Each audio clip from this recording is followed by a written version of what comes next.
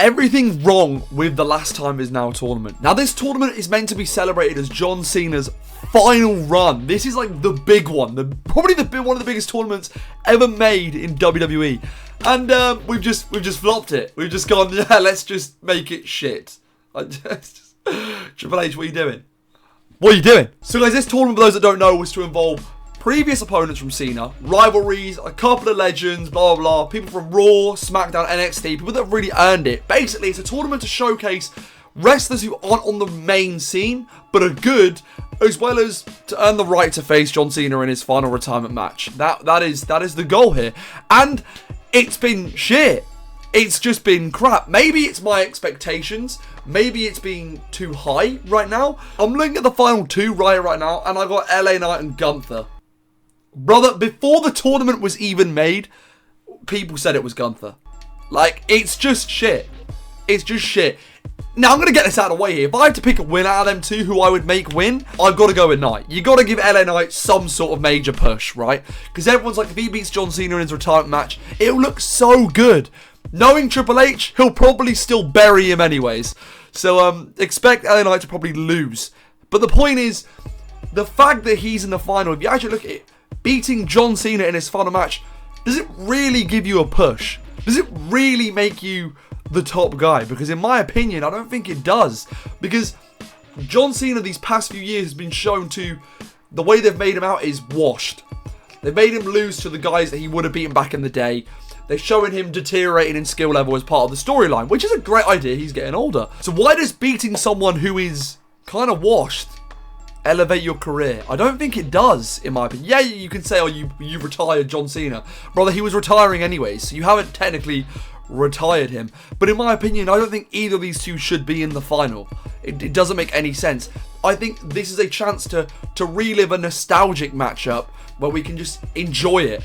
Because if John Cena comes against Gunther, ain't no way they're making Gunther lose. Ain't no way.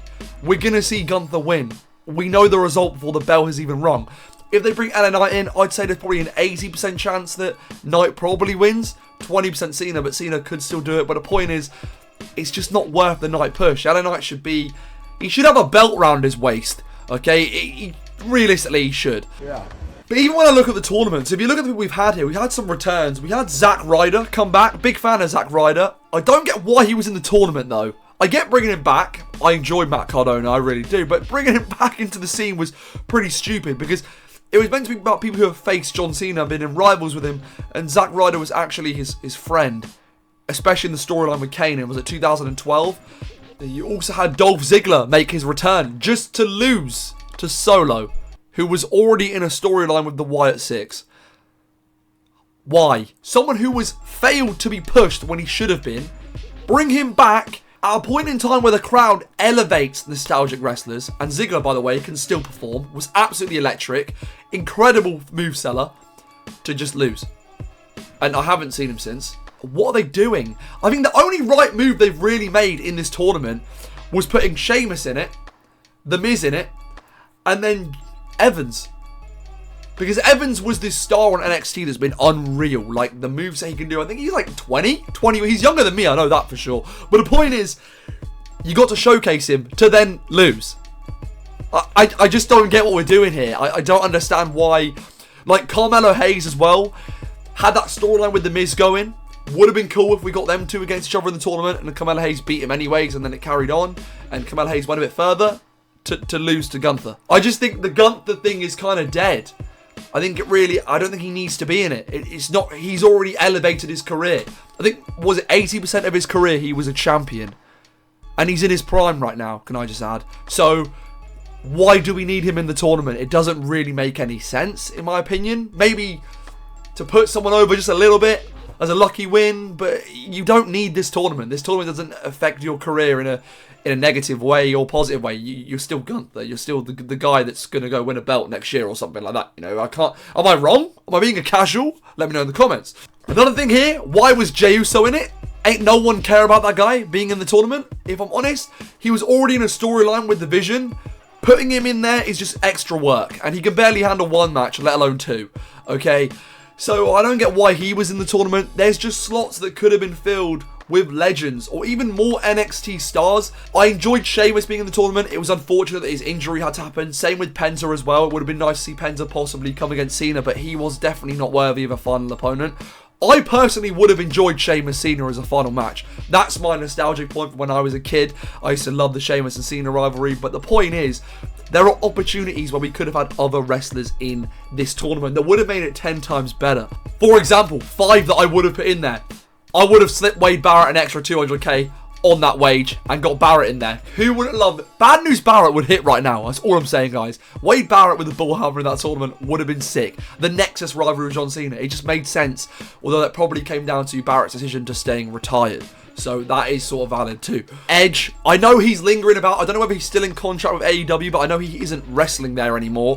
Having Edge in that tournament, probably being Cena's final opponent and being one of Cena's biggest rivalries, just would have made sense. But then again, having him to win every single match and, you know, bury younger talent probably wouldn't have worked. They probably could have done Edge just do like a random match at some point in his final run. But the point is, it would have been good to have him in there, or at least in some aspect towards the retirement scene. 3, Chris Jericho. Why are we not having Chris Jericho in it? I know that he is back in shape. He's in incredible shape. And I know that there is rumours of him returning to WWE. Why wasn't Chris Jericho in it? Even if he doesn't win it, just having him in it would have been good anyways, because it would have been a part of the John Cena final run. I would have made it even more bigger. I probably would have gone Joe Hendry as well, just to get his name in the mix onto the main roster, because it is looking like he's going to be on the main roster. So I would have done that too. And then number 5, an NXT superstar. I would have put Obafemi in there. I know he went away. I think there were some injury things, but whether he could have done it or not, I don't know. But the thing is, where you could have put someone who was injured at the start of the tournament was when Sheamus got injured. Now, when Sheamus got injured, they replaced him with The Miz, which is funny and all, but The Miz already lost, and they put him back in just to lose again. I'm just like, what?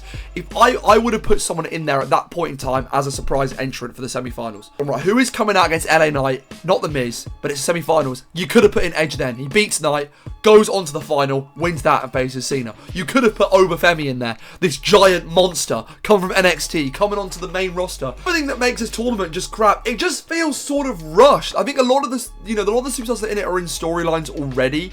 And I feel like, John Cena doing this was because they had no idea how to finish his retirement.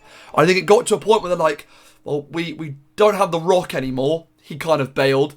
We did the Orton thing because it was in his hometown. We've done our truth, the gimmick. We did Punk. What do we do now to finish?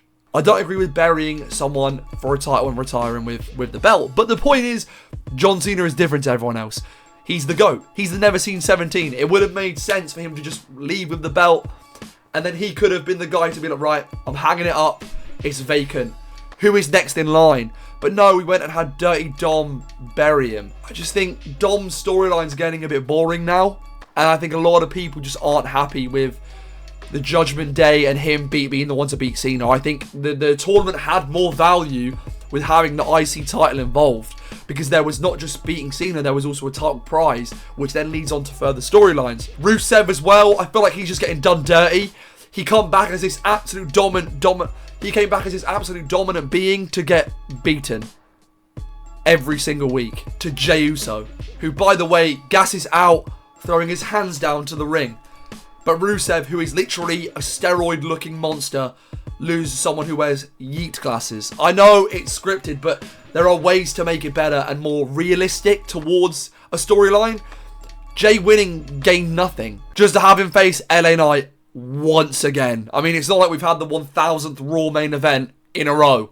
But to finish this one off, guys, if I honestly believe who is going to win between LA Knight and Gunther, I got to go with Knight. I think if we're going to push Knight, we can't have him on the world title scene, fail the Vision storyline, and guess what? Fail again. Then put him in a fatal 4-way for the world title, and yeah, he fails again.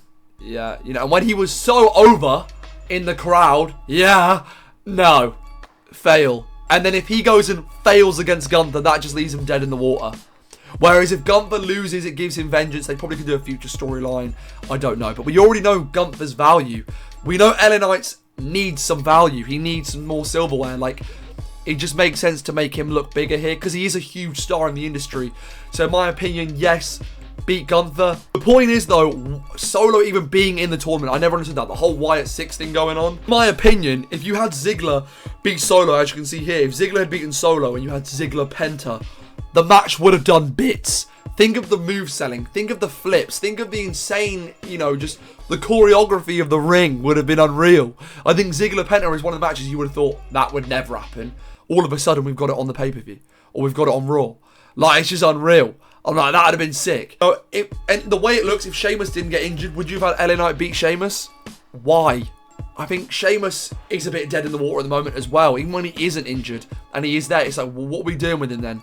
Like, he lost to JD a few weeks ago. That action figure looking, bold, weird guy. But the point is, why is Sheamus losing to people like that? I just think he's still got more in the tank for an engine. He's one win off of... He's one IC title win off of becoming a Grand Slam champion. A few weeks ago, I was thinking, Cena keeps the title.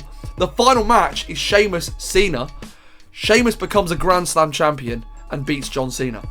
That would have been a good ending. I'd have been okay with that. Because Cena's let a talent win, but not someone who's too young. They're on the same sort of level. Big rivalries. In fact, Sheamus beat Cena for the WWE title back in the day. So, him winning now would actually have made sense to become a Grand Slam champion. Cena became a Grand Slam champion by beating Dominant Mysterio. So then we have John Cena then letting Sheamus take over and become the next Grand Slam champion. It just makes sense. It makes sense. But no, we got this crap. Boys, guys, like and subscribe and let me know who you guys think would win in the comments. And let me know who you guys think should have been in the tournament and how you would book John Cena's retirement tour. And even so, let me know if you guys think there's going to be any twists. Boys and girls, I will see you in the next one. Take care.